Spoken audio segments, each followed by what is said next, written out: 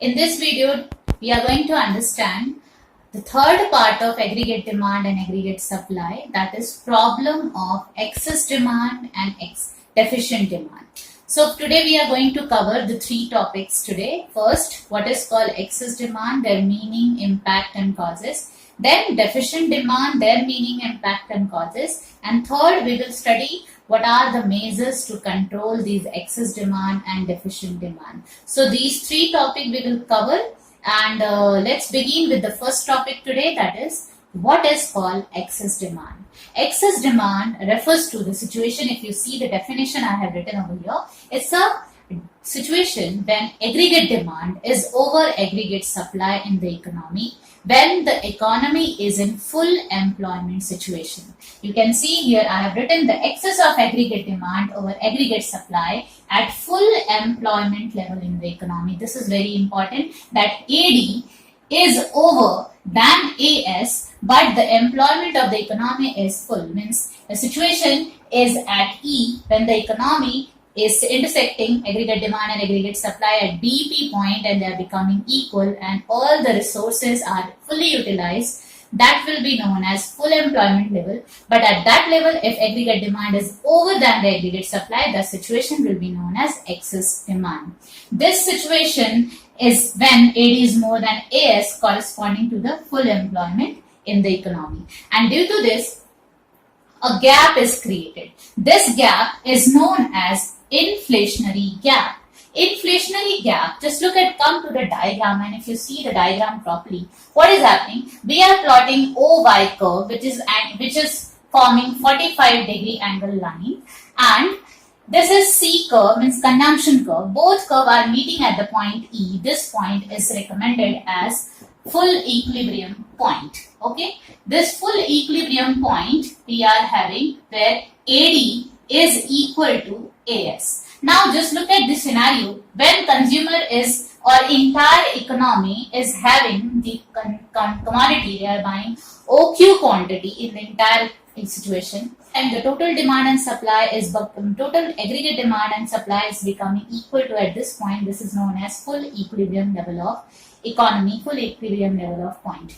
And there is a point, you can see this gap. This gap, because of AD is rising. Why AD rises? AD rises due to change in investment. If there is change in investment, we have studied in multiplier process, if there will be increase in the change of investment, there will be increase in the change of total income also and total consumption also. So in the same way, due to rise in the change in the investment, there is change in total aggregate demand of the economy, and aggregate demand is increasing.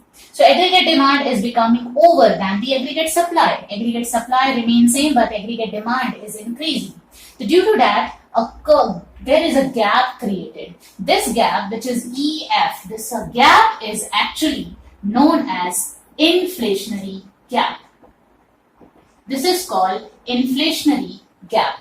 The inflationary gap is what? It's equal to the value, difference between the value of AD beyond full employment and the value of at full employment.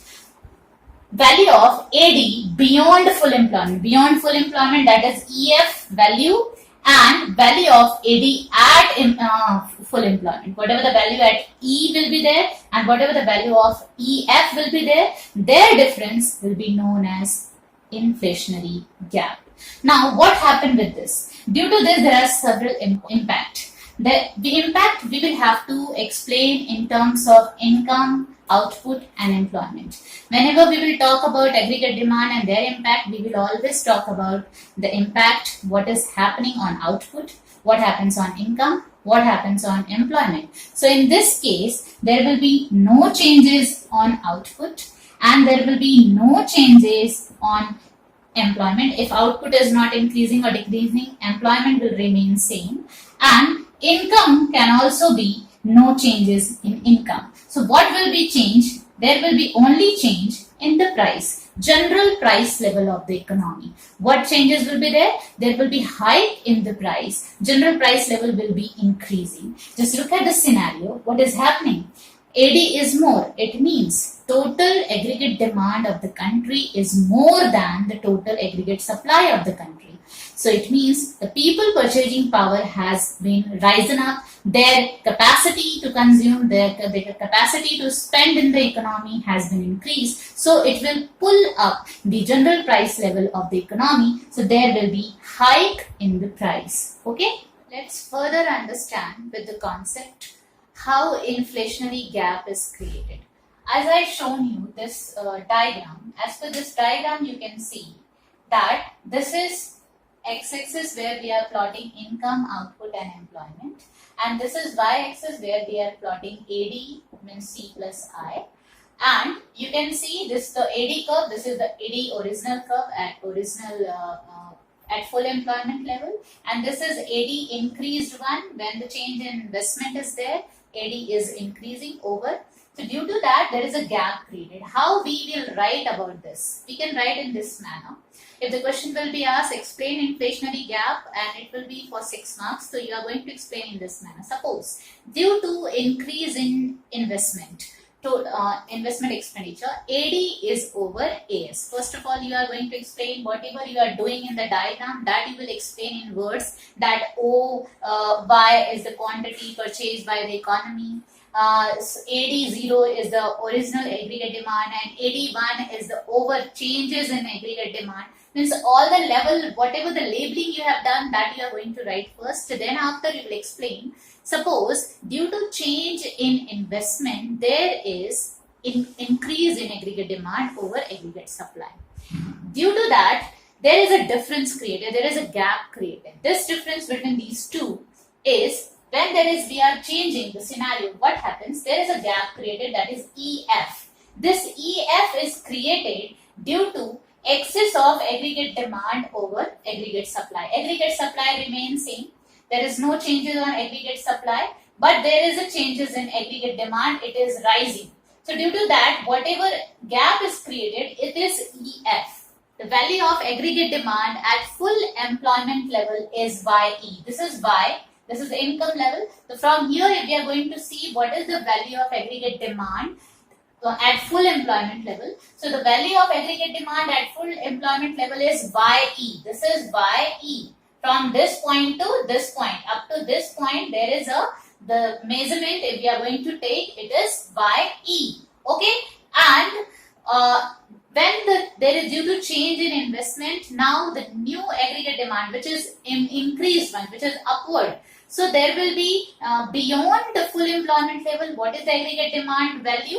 Beyond full employment value of aggregate demand will be YF. Okay, so YF and YE. When we are going to subtract these two, we will get a value that is EF. So EF will be known as inflationary gap. We can find out value of excess demand or value of inflationary gap. So how we can find out? Using the formula, value of aggregate demand beyond full employment.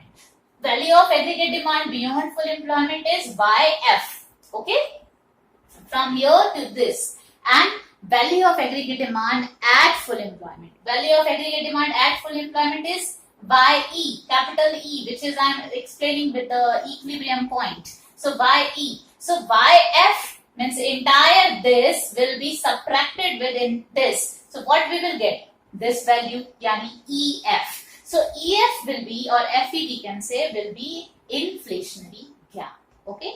So what happens with inflationary gap? What are the impacts of inflationary gap? Impacts are in two cases we will find. As I told, there will be no changes if economy is in full employment scenario, full employment equilibrium level. So there will be no changes on output, income and employment. Only the changes will be in general price level of the country. It will rise. It will persistent rise. There will be continuous rise in general price level if aggregate demand is over and there is an inflationary gap in the economy. But if economy is an involuntary unemployment situation, that time output will increase, production will increase, price will increase, and rest of the things will remain constant. Okay, output, production, and naturally output is increasing, so there will not be increase in employment, but the price will increase. Okay, so this will happen in the case of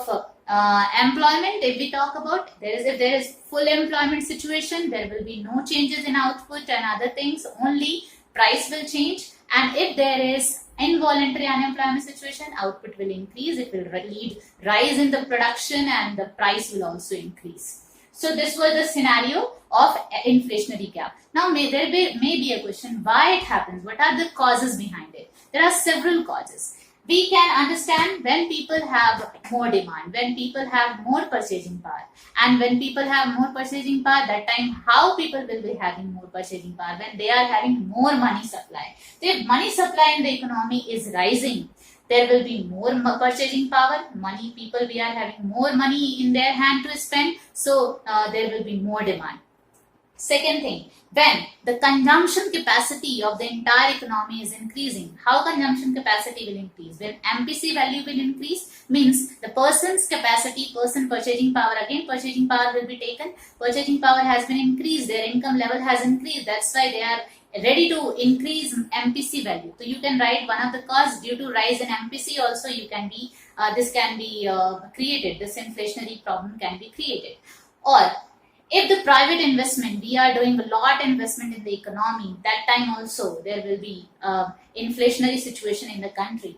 If government expenditure, government is doing a lot expenditure, they are providing subsidy, they are giving all the commissions, scholarship, they are developing roads, they are making infrastructural development is there. Means if the government expenditure is increasing, so that will also lead more demand in the economy and there will be inflationary gap. If export is increasing but import is decreasing, means we are ready to export more, means we are ready to earn more, so again there is a concept behind it, money supply is increasing. So fall in import and rise in export is one of the cause for the aggregate demand rising. And if the person disposable income, after paying the taxes and after giving all the liabilities, if the person's in hand salary, in hand income, which is called disposable income, is rising, so that will be the another cause for the inflationary gap. So hope it is clear what is called excess demand. Excess demand is a situation when aggregate demand is over than aggregate supply at full employment level. That will be known as excess demand. This create a gap. This gap is known as inflationary gap, and this is due to the persistent rise in the aggregate demand over the aggregate supply. Okay, and this there are number of causes behind it. Now let's see what is the deficient demand. Deficient demand refers to just opposite of excess demand. It refers to when aggregate demand falls short of aggregate supply at full employment situation. If you see the scenario here, the definition I have written that when the aggregate supply is over aggregate demand, over means total aggregate supply of the economy is more than aggregate demand of the economy, that will be known as deficient demand. And in this scenario, what happens? The situation create a gap, and this gap is created deflationary gap. I'll show you with the diagram, try to understand that. So what is called, first of all, let me tell you again what is called a deficient demand. Deficient demand is the situation where the aggregate demand falls short than aggregate supply, or we can say deficient demand refers to the situation when aggregate supply of the economy is over than the aggregate demand of the economy at full employment equilibrium level of income. And due to that, a gap is created. Just look at the diagram once again. This we are showing income, output, employment. This we are showing AD curve. And here OY is the total output has been increased and taken by the economy. Just look at the scenario. AD is this actual AD which is created in the economy, and this is required AD which we want in the economy. So what happened? Actual AD at what is the value of aggregate demand at E point, which is full employment equilibrium level, and when required AD which is incurred in the economy, what is happening? That time the gap is created. This gap is EM. This is EM. How it has been calculated? It is calculated from EY, means from this to this is the actual one, minus from this one, the incurred one, means value of AD at actual point, means actual equilibrium level of income, full employment level of income, minus the value of aggregate demand under the full employment level of income. This is the value of aggregate demand at full employment level, means EY. EY is the value of aggregate demand at full employment level, and the value of minus value of aggregate demand under full employment level. Under full employment level, what is the value? MY. So EY minus MY, we will get the value EM. So that's why I have written the difference between EY and MY is EM, and this EM is deflationary gap. So this gap is created by the economy, and there are several reasons for the deflationary gap. So this will be known as deflationary gap. What are the reasons behind it? The same which we have studied in inflationary gap, that reason will be, opposite reason will be in deflationary gap. In inflationary, we have seen everything was rising. Here, everything will be falling.